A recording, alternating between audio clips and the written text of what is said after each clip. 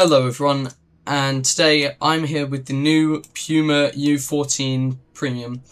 Essentially, this is just a copy-paste Puma Very High Readiness Joint Task Force. It's got exactly the same armour, and exactly the same weaponry and ammunition and modules as the Puma Very High Readiness Joint Task Force. However, it does come with, I suppose you could call it a nice camouflage and a bit of possibly added heat protection in the form of these wooden boards. So if we have a look at the armour here, frontally, absolutely nothing. This is just, you will die to one shot, just like with the regular Puma. If you check the X-ray, we do have ERA all along the sides, as well as electro-optical APS and a 30mm Mark II 30-2 ABM, firing 3 rounds a second or 5 rounds a second with an aced out crew reloading rate. It's a 3 crew vehicle, unmanned turret, completely unmanned. So if you get this thing hull down, you're more survivable, but if they hit you in this ammo, just any of this ammunition, and you're just gonna blow up like a Roman candle. You have 2 rounds of spike in the launcher, and then a further 2 just plop back here. And then all your other ammo stored back here. Decent mobility. You've got the engine at the front, which can protect you against some smaller caliber shots. You get 276 horsepower out that thing, which is pretty nice. Transmission's also very nice. You can get 78 kilometers an hour forwards and 33 kilometers an hour backward, which is respectable, especially considering the Russian tanks you'll be against. It does come with an auto tracker and a head rounds as well, which are very useful if you want to take helicopters for a bit of a show, or low-flying aircraft and slow aircraft.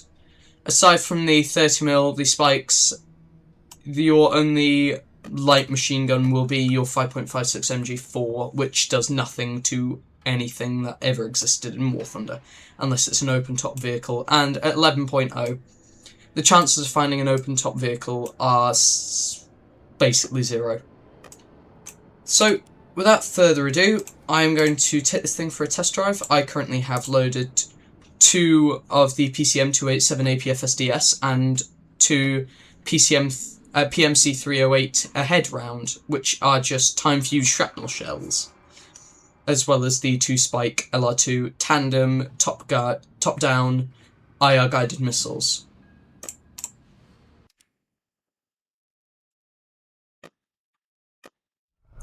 So, getting in here, you can see this thing does have an APS, electro-optical,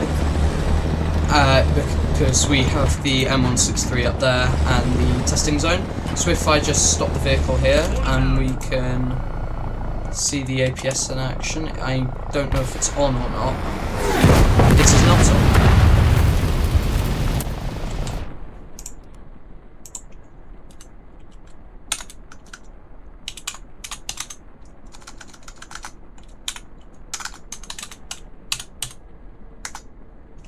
I have no idea how to fix that. It could just be a dev server bug, because usually I think it is just on by default. So these are the shrapnel shells here. They can take out light vehicles effectively, but nothing with more armour than about that. But where they excel is taking out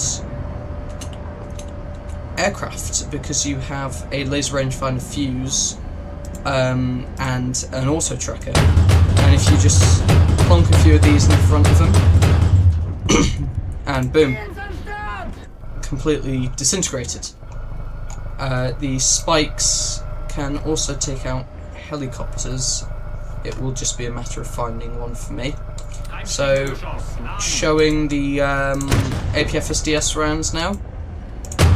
They can't pen an IT1 frontally unless you... I hit a really lucky spot earlier and took out the whole crew on the front. I think it was the driver's port. But, is that it? If I, Nah, it's not... Oh, hang on. No, it's not gonna penetrate. At least not properly. But if you go around the side here... Oh yeah, here's the... Oh, that's the bomb. Where's the helicopter? Spike... this does have, I think, Gen 3 thermals. Very nice. Spikes are also effective against helicopters. To a great degree as well. They're fast and pretty big warhead. So yeah, you can easily take out helicopters with these. Anyway, back to the Sabot rounds. Cannot really pen any heavy tank frontally. They'll take out light vehicles frontally easily, but heavy tanks like this, no. You really have to get around the sides and get a few in there. However, if I go to find the M163 up here, I can easily penetrate it, even frontally with the shrapnel rounds as well. Again, T64 can't penetrate it from the front at all. However, if I get around the side, or T62, I can easily get rid of it.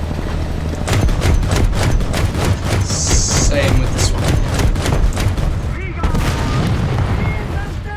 It's basically a case of, if it's heavy, you've got to get around the side just with the anything with this cannon. So the Boxers, the Pumas, and the I think the KF-41 also has one of these guns as well.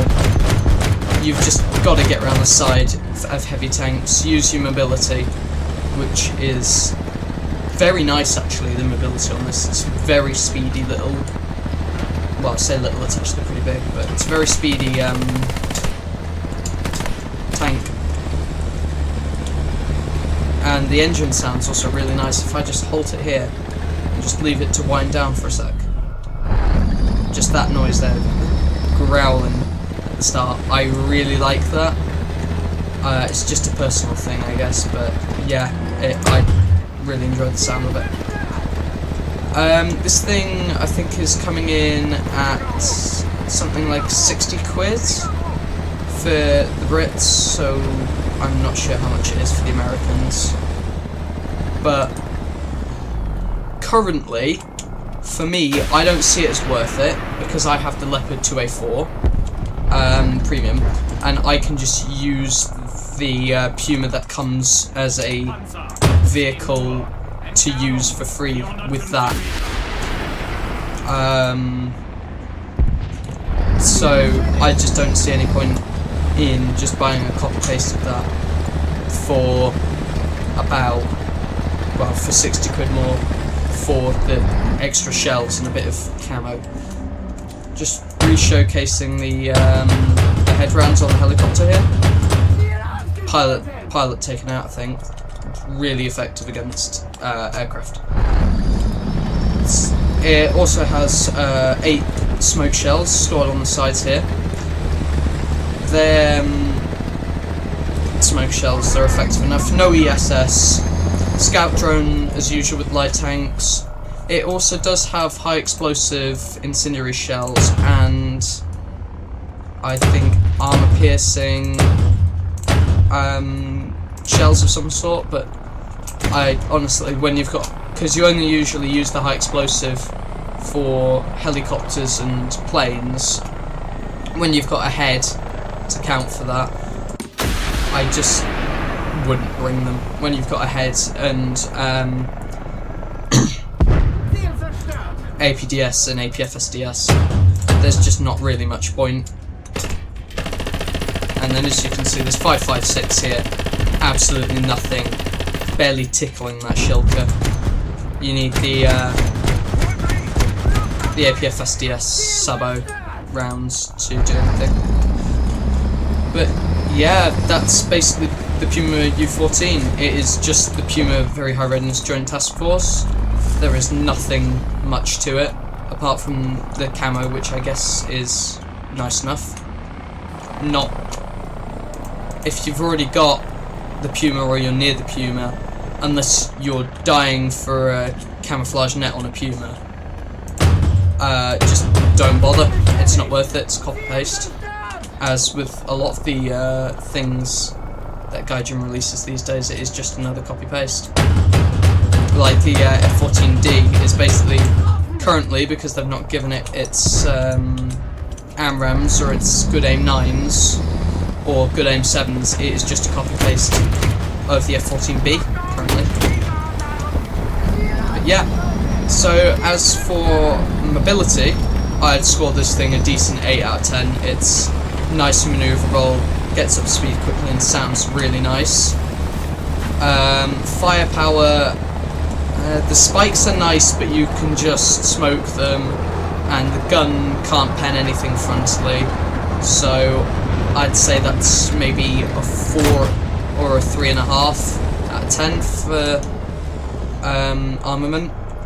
As for looks, it looks quite nice, to be honest. 7 out of 10 for looks. Functionality, you've got your nice APS, which I don't think's been installed yet. Didn't seem to work against that M163 that killed me earlier.